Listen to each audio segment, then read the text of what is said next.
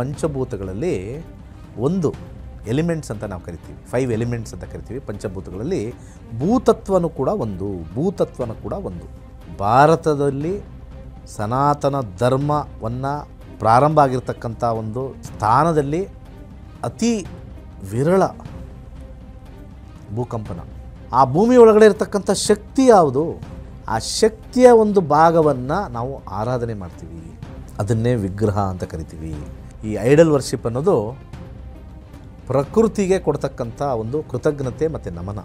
ಆ philosophy behind the idle, ಅದನ್ನು ನಾವು ನಮಸ್ಕಾರ ಮಾಡ್ತಾಯಿದ್ದೀವಿ. ಕಲ್ಲು ಅಂತ ಬಂದಾಗ ಎಲ್ಲ ಕಲ್ಲು ತೊಗೊಂಡು ಬಂದು ಪೂಜೆ ಮಾಡೋದು ಇಲ್ಲ, ಶಾಸ್ತ್ರದಲ್ಲಿ ಇಲ್ಲ. ಎಲ್ಲ ಕಲ್ಲು ತೊಗೊಂಬಂದು ಪೂಜೆ ಮಾಡೋದು ಅವರವರ ಭಾವನೆಗೆ ತಕ್ಕಂಗೆ. ಆದರೆ ನಾನು ಹೇಳ್ತಾ ಇರ್ತಕ್ಕಂಥದ್ದು ಒಂದು ಕೃತಜ್ಞತೆ, ಒಂದು ಆರೋಗ್ಯದ ದೃಷ್ಟಿ, ಹಾಗೆ ಒಂದು ಭಾವನೆ.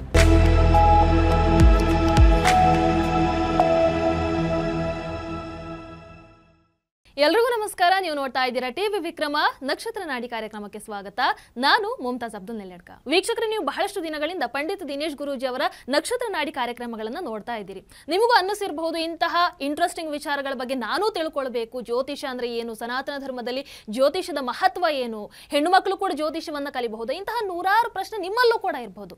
ಸೊ ಅಂತಹ ಪ್ರಶ್ನೆ ನಿಮ್ಮಲ್ಲಿ ಇದ್ದಲ್ಲಿ ನಿಮಗೆ ಸ್ವತಃ ಪಂಡಿತ್ ದಿನೇಶ್ ಗುರೂಜಿ ಅವರಿಂದ ಆ ಎಲ್ಲ ಪ್ರಶ್ನೆಗಳಿಗೆ ಉತ್ತರವನ್ನ ಪಡಿಬಹುದು. ಪಂಡಿತ ದಿನೇಶ್ ಗುರೂಜಿ ಅವರ ನಕ್ಷತ್ರ ನಾಡಿ ತರಗತಿಗಳು ಇದೇ ಸೆಪ್ಟೆಂಬರ್ 24ರಿಂದ ಮತ್ತೆ ಆರಂಭ ಆಗ್ತಾ ಇದೆ. ಅವರ 109ನೇ ಬ್ಯಾಚ್ ಸೆಪ್ಟೆಂಬರ್ 24ರಿಂದ ಆರಂಭ ಆಗುತ್ತೆ. ಪ್ರತಿದಿನ ಬೆಳಗ್ಗೆ 11 ಗಂಟೆಗೆ, ಅದೇ ರೀತಿ ಸಂಜೆ 7ವರೆಗೆ ಕ್ಲಾಸಸ್ಗಳು ಇರುತ್ತೆ. ನೀವು ಇಂಟ್ರೆಸ್ಟ್ ಇದ್ರೆ ಇವತ್ತೇ ನೋಂದಾವಣೆಯನ್ನ ಮಾಡ್ಕೊಳ್ಬಹುದು ಅಂತ ಹೇಳ್ತಾ ಕಾರ್ಯಕ್ರಮಕ್ಕೆ ಹೋಗೋಣ. ಗುರುಜಿ, ಕಾರ್ಯಕ್ರಮಕ್ಕೆ ಆತ್ಮೀಯವಾದಂತಹ ಸ್ವಾಗತ. ಎಲ್ಲರಿಗೂ ನಮಸ್ಕಾರ. ಗುರುಜಿ, ಹಿಂದಿನ ಸಂಚಿಕೆಯಲ್ಲಿ ನೀವು ಹೇಳ್ತಾ ಇದ್ರಿ ನಾವು ಪ್ರಕೃತಿಯನ್ನ ಯಾಕೆ ಪೂಜೆ ಮಾಡ್ತಾ ಇದ್ದೀವಿ ಅಂತ, ಮರಗಿಡಗಳನ್ನ ಯಾಕೆ ಪೂಜೆ ಮಾಡ್ಬೇಕನ್ನುವಂಥದ್ದನ್ನು ಬಹಳ ಅದ್ಭುತವಾಗಿ ತಿಳಿಸಿದ್ರಿ. ಆದ್ರೆ ನನಗಿರುವಂಥ ಇನ್ನೊಂದು ಡೌಟ್ ಅಂದ್ರೆ, ಮರಗಿಡಗಳಿಂದ ನಮಗೆ ಓಕೆ ಗಾಳಿ ಸಿಗುತ್ತೆ, ಹಣ್ಣು ಅದು ಇದು ಎಲ್ಲವೂ ಸಿಗುತ್ತೆ, ಕಲ್ಲನ್ನು ಕೂಡ ಪೂಜೆ ಮಾಡ್ತಾರಲ್ಲ ಗುರುಜಿ, ಕಲ್ಲಿಂದ ನಮಗೆ ಏನು ಸಿಗುತ್ತೆ, ಯಾಕೆ ಕಲ್ಲನ್ನ ಕೂಡ ಪೂಜೆ ಮಾಡ್ತಾರೆ ಅಂತ? ಭಾಳ ಒಳ್ಳೆ ಪ್ರಶ್ನೆ. ಕಲ್ಲನ್ನು ಯಾಕೆ ಪೂಜೆ ಮಾಡಬೇಕು? ನಮಗೆ ಜಾಗ ಕೊಟ್ಟಿರ್ತಕ್ಕಂಥದ್ದು, ನಿಂತಿರ್ತಕ್ಕಂಥದ್ದು, ಕೂತ್ಕೊಳ್ಳೋತಕ್ಕಂಥದ್ದು, ಮಲಗ್ತಕ್ಕಂಥದ್ದೇ ಭೂಮಿ. ಕೊಟ್ಟಿರ್ತಕ್ಕಂಥ ಸ್ಥಳ ಕಲ್ಲೇ. ಇವತ್ತು ನೀರಿನ ಮೇಲೆ ನಾವು ಸಂಸಾರ ಮಾಡೋಕ್ಕಾಗತ್ತಾ? ನೀರಿನ ಮೇಲೆ ಜೀವನ ಮಾಡೋಕ್ಕಾಗತ್ತಾ? ಗಾಳಿಯಲ್ಲಿ ನಾವೇನಾದ್ರು ಮಾಡೋಕ್ಕಾಗತ್ತಾ? ಅದಕ್ಕೆ ಪಂಚಭೂತಗಳಲ್ಲಿ ಒಂದು ಎಲಿಮೆಂಟ್ಸ್ ಅಂತ ನಾವು ಕರಿತೀವಿ, 5 ಎಲಿಮೆಂಟ್ಸ್ ಅಂತ ಕರಿತೀವಿ. ಪಂಚಭೂತಗಳಲ್ಲಿ ಭೂತತ್ವನೂ ಕೂಡ ಒಂದು. ಈ ಒಂದು ವಿಗ್ರಹ ಭೂತತ್ವವನ್ನು ರೆಪ್ರೆಸೆಂಟ್ ಮಾಡುತ್ತೆ, ಸ್ಥಿರತೆಯನ್ನು ರೆಪ್ರೆಸೆಂಟ್ ಮಾಡುತ್ತೆ. ಇವತ್ತೇನು ಬೇಡ, ನಾವೇನಾದರೂ ಜಪಾನಲ್ಲೋ ಈಗ ಮೊನ್ನೆ ನಡೆದಿರ್ತಕ್ಕಂಥ ಟರ್ಕಿಲಿ ಏನಾದ್ರು ನಾವು ಇದ್ದುಬಿಟ್ಟಿದ್ರೆ ಆವಾಗ ಅರ್ಥ ಆಗುತ್ತೆ ನಮ್ಮ ಬುಡ ಸ್ಟ್ರಾಂಗ್ ಇದೆಯೋ ವೀಕ್ ಇದೆಯೋ ಅಂತ. ಯಾಕಂದರೆ ಅರ್ಥಕ್ವೇಕ್ ಆಯಿತು, ಅರ್ಥ ಆಯ್ತಲ್ಲ? ಅರ್ಥಕ್ವೇಕ್ ಆದಾಗ ನಮಗೆ ಆಗಿರ್ತಕ್ಕಂಥ ಭಯ ಎಷ್ಟಿರುತ್ತೆ ಅಲ್ಲಿರೋರು ಗೊತ್ತಿರುತ್ತೆ. 1-2 ನಿಮಿಷದ ಕಾಲ ಊಹೆ ಮಾಡ್ಕೊಳ್ಳಿ, ನೀವು ಮಲ್ಕೊಂಡಿರ್ತೀರ ಮನೇಲಿ, ಬಿಲ್ಡಿಂಗ್ ಶೇಕ್ ಆಗುತ್ತೆ, ಆ ಬಿಲ್ಡಿಂಗು ನಿಮ್ಮದು ಓನ್ ಇರುತ್ತೆ, ಕ್ರ್ಯಾಕ್ಗಳು ಬಿಡ್ಬೋದು, ಬಿದೋಗ್ಬೋದು, ಏನೋ ಆಗ್ಬೋದು. ಅದು ಪ್ರಕೃತಿನೇ ಅಂತ ಅಂದ್ಕೊಳ್ಳೋಣ. ಆದರೆ ನಮಗೆ ಸ್ಟ್ರಾಂಗ್ ಆಗಿರ್ತಕ್ಕಂಥ ನೆಲೆ ಕೊಟ್ಟಿರ್ತಕ್ಕಂಥದ್ದು, ನಮ್ಮನ್ನು ಚೆನ್ನಾಗಿ ಕಾಪಾಡ್ಕೊಳ್ತಕ್ಕಂಥ ಈ ಭೂತತ್ವವನ್ನು ನಾವು ನಮನವನ್ನು ಸಲ್ಲಿಸ್ತಾ ಇದ್ದೀವಿ. ಒಂದು ಖುಷಿ ಏನು ಅಂತಂದರೆ, ಭಾರತದಲ್ಲಿ ಅತಿ ಹೆಚ್ಚು ಭೂಕಂಪನ ಇಲ್ಲ. ಭಾಳ ಹಿಂದೆ ಎಲ್ಲೋ ಒಂದು ಕಡೆ ಲಾತೂರಲ್ಲಿ ಎಲ್ಲೋ ಒಂದು ಕಡೆ ಆಗಿತ್ತು. ಅದು ಬಿಟ್ಟರೆ ಭಾರತದಲ್ಲಿ ಸನಾತನ ಧರ್ಮವನ್ನು ಪ್ರಾರಂಭ ಆಗಿರ್ತಕ್ಕಂಥ ಒಂದು ಸ್ಥಾನದಲ್ಲಿ ಅತಿ ವಿರಳ ಭೂಕಂಪನ. ಇವತ್ತು ಜಪಾನಲ್ಲಂತೂ ಅಲ್ಲಿರ್ತಕ್ಕಂಥ ಸೀಸ್ಮಿಕ್ ರಾಕಿಂದ ಎಲ್ಲ ಆಗ್ತಾಯಿದೆ ಅಂತ ಹೇಳ್ತಾರೆ. ಆದರೆ ಅವರು ಅದಕ್ಕೆ ತಕ್ಕನಾಗಿ ಮಾಡ್ಕೊಂಡಿದ್ದಾರೆ ವ್ಯವಸ್ಥೆಗಳನ್ನ, ಅದು ಓಕೆ. ಆದರೆ ಏನೇ ಆದರೂ ಕೂಡ ಅಲ್ಲಿ ಮಾನವ ನಿರ್ಮಿತ ಯಾವುದಾದ್ರು ಒಂದು ವಿಚಾರದಲ್ಲಿ ಹಾನಿ ಉಂಟಾಗೇ ಆಗುತ್ತೆ.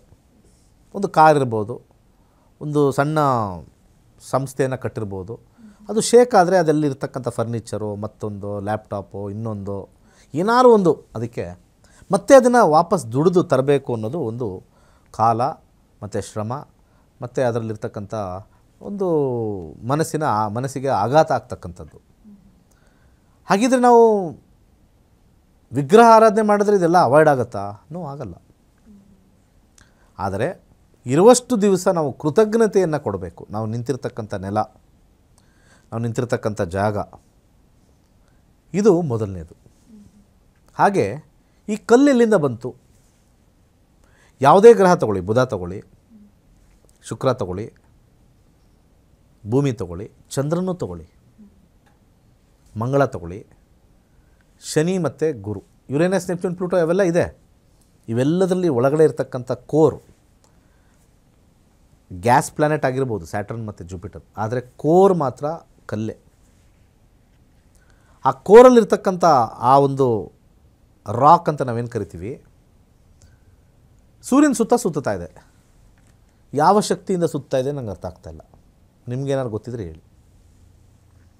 ಕಲ್ಲು ಇವತ್ತೇನಾದ್ರು ಇಲ್ಲಿ ಸುತ್ತಾ ಇದ್ದರೆ ಅರ್ಧ ಜನ ವಿಸ್ಮಯ ಪಟ್ಬಿಡ್ತಾರೆ.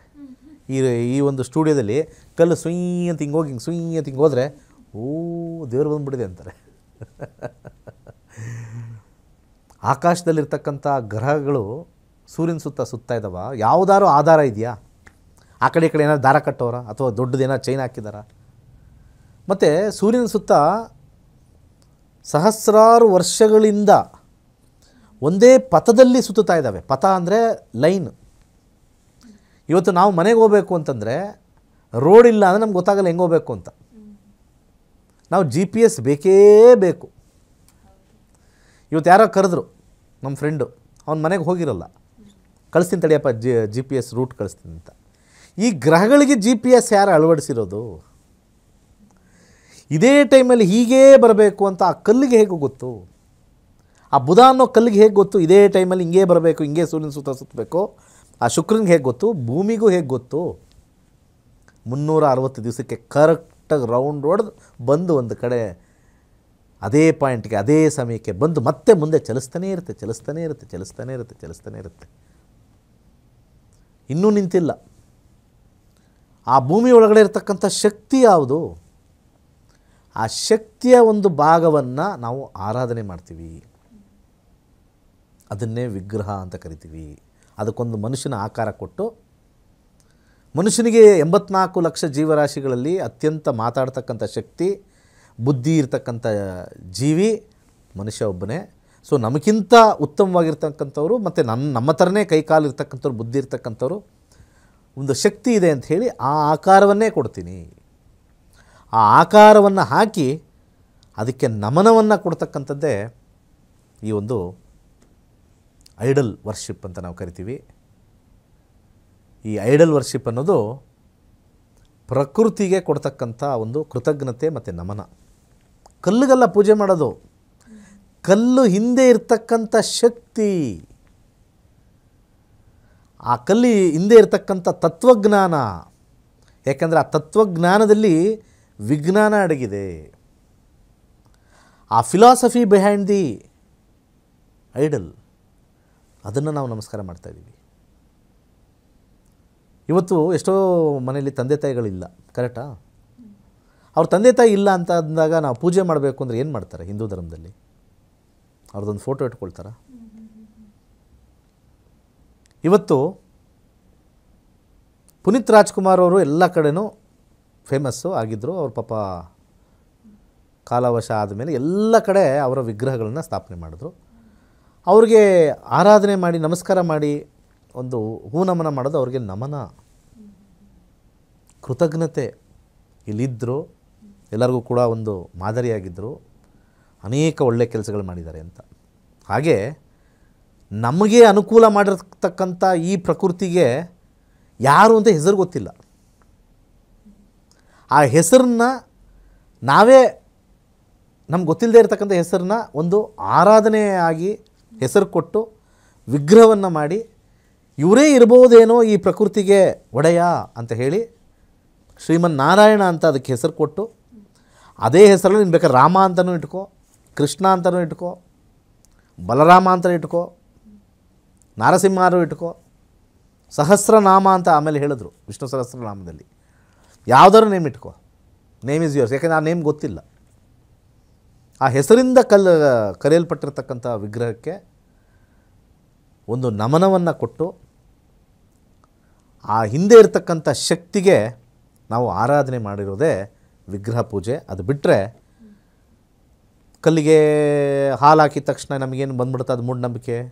ಕಲ್ಲಿಗೆ ಯಾವ್ದಾದ್ರು ಒಂದು ಹೂವು ಹಾಕ್ಬಿಟ್ರೆ ನಮಗೇನಾದ್ರು ಬಂದ್ಬಿಡುತ್ತಾ, ಅಥವಾ ಕಲ್ಲಿಗೆ ನಾವು ಕುಂಕುಮ ಇಟ್ಬಿಟ್ರೆ ನಮ್ಗೆ ಚೇಂಜ್ ಆಗಿಬಿಡುತ್ತೆ ಲೈಫು. ಯಾಕ್ರಿ ಚೇಂಜ್ ಆಗಲ್ಲ? ನಿಮ್ಮ ಮೊಬೈಲ್ ಒಳಗೆ ಇರ್ತಕ್ಕಂಥದ್ದು ಕಲ್ಲೇ, ನಿಮ್ಮ ಮೊಬೈಲ್ ಒಳಗೆ ಇರ್ತಕ್ಕಂಥದ್ದು ಕಲ್ಲೇ. ಮೊಬೈಲ್ ಒಳಗಡೆ ಒಂದು ಚಿಪ್ ಅಂತಿದೆ, ಆ ಚಿಪ್ಪು ಸಿಲಿಕಾ ಅಂತ ಕರೀತಾರೆ. ಆ ಸಿಲಿಕಾ ಅನ್ನೋದು ಮಣ್ಣೆ. ದೊಡ್ಡ ಕಲ್ಲನ್ನ ಬ್ರೇಕ್ ಮಾಡಿ ಪುಡಿ ಪುಡಿ ಮಾಡಿ ಮಾಡಿ ಮಾಡಿ ಮಾಡಿ ಮಾಡಿ ಇಷ್ಟದೊಂದು ಸಣ್ಣದು ಚಿಪ್ ಮಾಡ್ತಾರೆ. ಚಿಪ್ ಮ್ಯಾನುಫ್ಯಾಕ್ಚರಿಂಗ್ ಕಂಪ್ನಿಗೆ ಹೋಗಿ ಅವ್ರದ್ದು ಮೂಲ ಇಂಗ್ರೀಡಿಯೆಂಟು ರಾ ಮೆಟೀರಿಯಲ್ ಕೇಳಿ. ಚಿಪ್ ಮ್ಯಾನುಫ್ಯಾಕ್ಚರಿಂಗ್ ಕಂಪ್ನಿನ ಗೂಗಲ್ ಮಾಡಿ. ರಾ ಮೆಟೀರಿಯಲ್ ಈಸ್ ಮಡ್, ಮಣ್ಣೆ. ಆ ಕಲ್ಲಿರ್ತಕ್ಕಂಥದ್ದು ಪುಡಿ ಮಾಡಿ ಮಣ್ಣೆ. ನಿಮ್ಮ ಮೊಬೈಲಲ್ಲಿ ಅದೊಂದೇ ಇಲ್ಲ. ನಿಮ್ಮ ಬ್ಯಾಟ್ರಿ ಬ್ಯಾಕಪ್ ಚೆನ್ನಾಗಿದೆ, ನಮ್ಮ ಮೊಬೈಲ್ ಇದು ಜಾಸ್ತಿ MHA ಅಂತ ಕರಿತಿರಲ್ಲ, ಅದರೊಳಗಿರ್ತಕ್ಕಂಥ ಒಂದು ಪದಾರ್ಥ ಮಣ್ಣೆ. ನಿಕ್ಕಲ್ ಅಥವಾ ಕೊಬಾಲ್ಟ್, ಈ ಒಂದು ಮಣ್ಣು ನಮ್ಮ ಭೂಮಿಲಿ ಅಲ್ಲಲ್ಲಿ ಸಿಗುತ್ತೆ. ಅದನ್ನು ಮೈನ್ ಮಾಡಿ ತೆಗೆದು ಇವತ್ತಿನ ಎಲೆಕ್ಟ್ರಿಕ್ ಸ್ಕೂಟ್ರಿಗೆ ಹಾಕ್ತಾಯಿದ್ದಾರೆಲ್ಲ. ತುಂಬ ಜನ ವಿರೋಧ ಇದೆ ಎಲೆಕ್ಟ್ರಿಕ್ ಸ್ಕೂಟ್ರಿಗೆ. ಯಾಕಪ್ಪ ಅಂತಂದರೆ ಅಲ್ಲಿ ಪ್ರಕೃತಿಲಿರ್ತಕ್ಕಂಥ ಅನೇಕ ಆ ನಿಕ್ಕಲ್ ಇರ್ಬೋದು, ಕೊಬಾಲ್ಟ್ ಇರ್ಬೋದು, ಅದನ್ನೆಲ್ಲ ತೆಗೆದು ಈ ಬ್ಯಾಟ್ರಿನ ತಯಾರಿಸಿ ಅನೇಕ ಎಲೆಕ್ಟ್ರಿಕ್ ಗಾಡಿಗಳು ಮಾಡ್ತಾ ಹೋಗಿ ಆ ಮಣ್ಣೆಲ್ಲ ಡೆಡ್ ಆಗುತ್ತೆ. ಅಲ್ಲೂ ಫಿಲ್ ಮಾಡೋಕ್ಕಾಗಲ್ಲ, ಅದು ವೇಸ್ಟಾಗಿ ಉಳಿಯುತ್ತೆ. ಅದು ಎನ್ವಿರಾನ್ಮೆಂಟಲ್ ಹ್ಯಾಪೆಜಾರ್ಡ್ ಆಗುತ್ತೆ. ಸ್ವಲ್ಪ ಕಮ್ಮಿ ಬಳಸಬೇಕು ಅಂತ ಹೇಳಿ ತುಂಬ ಜನ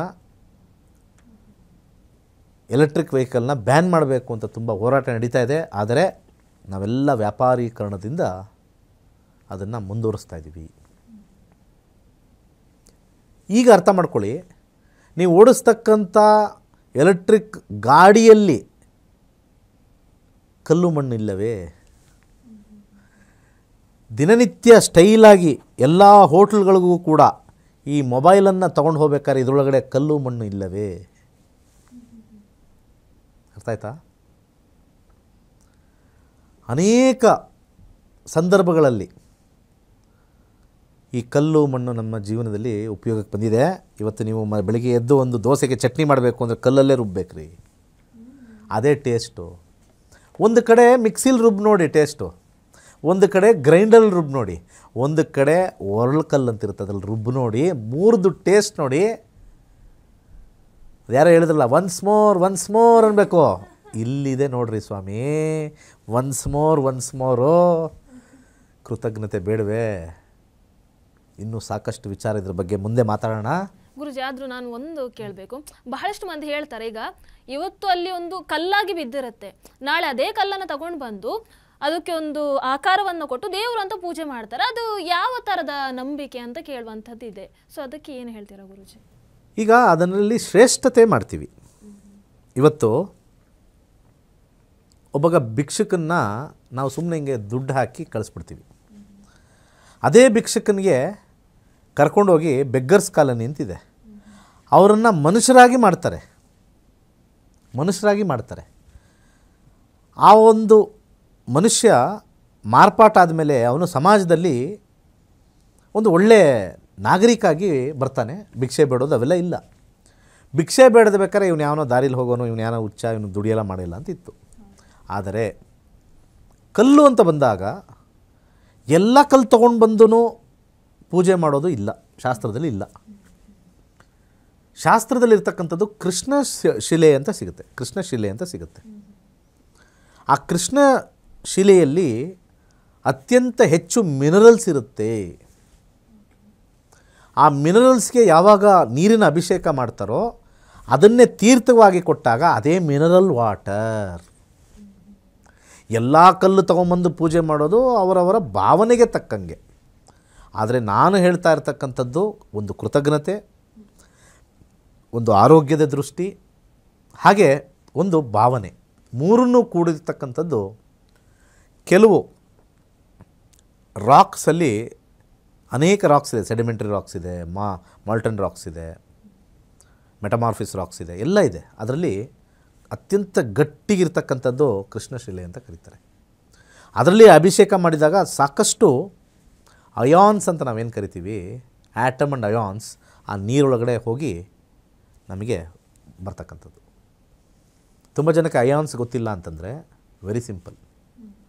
ಒಂದು ಕಬ್ಬಿಣದ ಮೊಳೆ ತೊಗೊಳ್ಳಿ, ನಿಮ್ಮ ಕೈಗೆ ರಬ್ ಮಾಡ್ಕೊಳ್ಳಿ, ಕಬ್ಬಿಣದ ಮೊಳೆ ಹಿಂಗೆ ರಬ್ ಮಾಡ್ಕೊಳ್ಳಿ. ಓಕೆ, ಸ್ಮೆಲ್ ನೋಡಿ, ಕಬ್ಬಿಣದ ಸ್ಮೆಲ್ ಬರುತ್ತೆ, ಬರುತ್ತೆ. ಅಂದರೆ ಅಲ್ಲಿರ್ತಕ್ಕಂಥ ಅಂಶ ಇದೆಯಲ್ಲ, 0.00000000 ಮಿಲಿಗ್ರಾಮ್ ಇಲ್ಲೇ ಅಂಟ್ಕೊಂಡಿರುತ್ತೆ. ಅದನ್ನು ಸ್ಮೆಲ್ ನೋಡಿದಾಗ ನಿಮ್ಮ ಕಬ್ಬಿಣದ ಸ್ಮೆಲ್ ಬಂದೇ ಬರುತ್ತೆ. ಹಾಗೇ ಆ ಕಲ್ಲಲ್ಲಿರ್ತಕ್ಕಂಥ minerals, iron, nickel, cadmium, chromium, periodic table ತುಂಬ ಜನ ಸೈನ್ಸ್ ಅವ್ರು ಕಲಿತಿರಲ್ಲ, ಆ ಪೀರಿಯಾಡಿಕ್ ಟೇಬಲ್ ಇರ್ತಕ್ಕಂಥ ಕೆಲವು ಅಂಶದೊಳಗೆ ಬರ್ತಕ್ಕಂಥದ್ದು. ಹಾಗೆ ಅದರೊಳಗಿರ್ತಕ್ಕಂಥ ಅಯಾನ್ಸು ನಮಗೆ ದೇಹಕ್ಕೆ ಬೇಕಾಗಿರ್ತಕ್ಕಂಥದ್ದು ಒಂದರಲ್ಲಿದೆ. ಅದನ್ನು ಕಲ್ಲು ಅಂತ ಕರಿತೀವಿ. ಆದರೆ ಅದು ಸ್ವಲ್ಪ ಪುಡಿ ಮಾಡ್ತೀವಿ, ಅದೇ ಕಲ್ಲುಪ್ಪು, ರಾಕ್ ಸಾಲ್ಟ್, ಗಟ್ಟಿ ಇರುತ್ತೆ. ಪ್ರಕೃತಿಲಿ ಆ ಕಲ್ಲನ್ನು ಕರಗಿಸ್ಬೋದು, ಕೆಲವು ಕಲ್ಲುಗಳನ್ನು ಕರಗಿಸೋಕ್ಕಾಗಲ್ಲ, ಸ್ವಲ್ಪ ಗಟ್ಟಿಯ ಕಾಂಪೋಸಿಷನ್ ಇರುತ್ತೆ. ಸೊ ಇವತ್ತು ಉಪ್ಪಿಲ್ಲದೆ ಯಾವ ಅಡುಗೆನೂ ರುಚಿನೇ ಇಲ್ಲ ಅಂತಾರೆ. ಉಪ್ಪೆಲ್ಲಿಂದ ಬಂತು? ಪ್ರಕೃತಿಯಿಂದನೇ ಬಂತು. ಅದು ಗಟ್ಟಿಯಾಗಿ ಕಲ್ಲುಪ್ಪು ಅಂತ ಕರೆದಲ್ಲ, ಕಲ್ಲು ಅಂತ ಯಾಕೆ ಕರೆದ್ರು? Because the same component of the rock is present in the same NaCl, sodium chloride. ಆ sodium chloride crystals is known as rock salt. ಇಷ್ಟು ವಿಚಾರ. ಥ್ಯಾಂಕ್ ಯು ಗುರೂಜಿ, ಬಹಳ ಅದ್ಭುತವಾಗಿ ತಿಳಿಸ್ಕೊಟ್ಟಿದ್ದಾರೆ. ಮರಗಿಡಗಳನ್ನು ಪೂಜೆ ಮಾಡೋದು ಒಂದು, ಆದರೆ ನಾವು ಕಲ್ಲನ್ನು ಕೂಡ ಯಾಕೆ ಪೂಜೆ ಮಾಡಬೇಕು, ನಮ್ಮ ಪ್ರತಿದಿನ ಇದಕ್ಕೆ ಅವಲಂಬಿತ ಆಗಿದೆ ಅನ್ನುವಂಥದ್ದನ್ನು ಬಹಳ ಅದ್ಭುತವಾಗಿ ಗುರೂಜಿ ತಿಳಿಸ್ಕೊಟ್ಟಿದ್ದಾರೆ. ಇಂತಹ ಇಂಟ್ರೆಸ್ಟಿಂಗ್ ವಿಚಾರಗಳನ್ನು ತಿಳ್ಕೊಳ್ಬೇಕಾದ್ರೆ ನೋಡ್ತಾ ಇರಿ ಟಿವಿ ವಿಕ್ರಮ ನಕ್ಷತ್ರ ನಾಡಿ ಕಾರ್ಯಕ್ರಮ. ನಮಸ್ಕಾರ.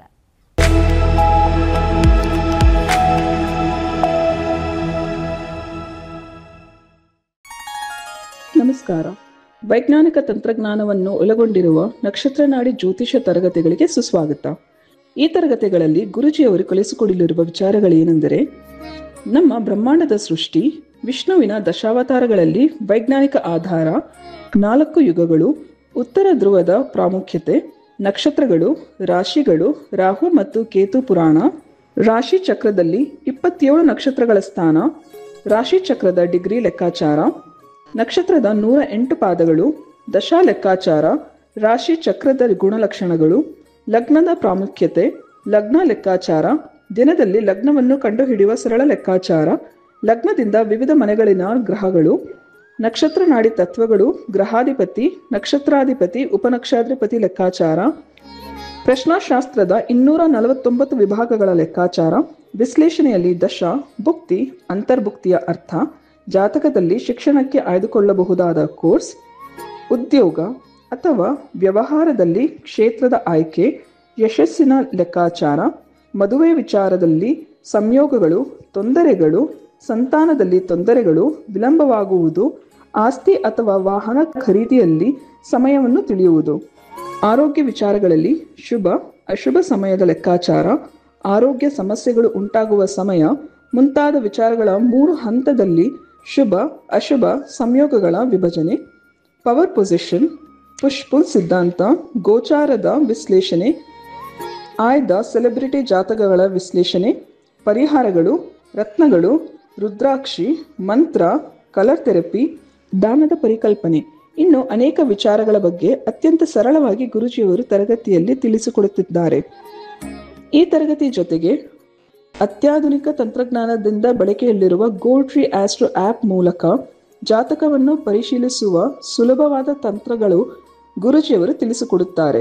ಜೀವನಕ್ಕೆ ಅಗತ್ಯವಾಗಿರುವ ವಿಚಾರಗಳನ್ನು ತಿಳಿಯಲು ಇಂದೇ ನಕ್ಷತ್ರ ನಾಡಿ ತರಗತಿಯನ್ನು ಸೇರಿ ನಿಮ್ಮ ಜೀವನದ ವಿಚಾರಗಳಿಗೆ ಮಾರ್ಗದರ್ಶಿಯಾಗಿರುವ ಜ್ಯೋತಿಷ್ಯವನ್ನು ಅಳವಡಿಸಿಕೊಳ್ಳಿ.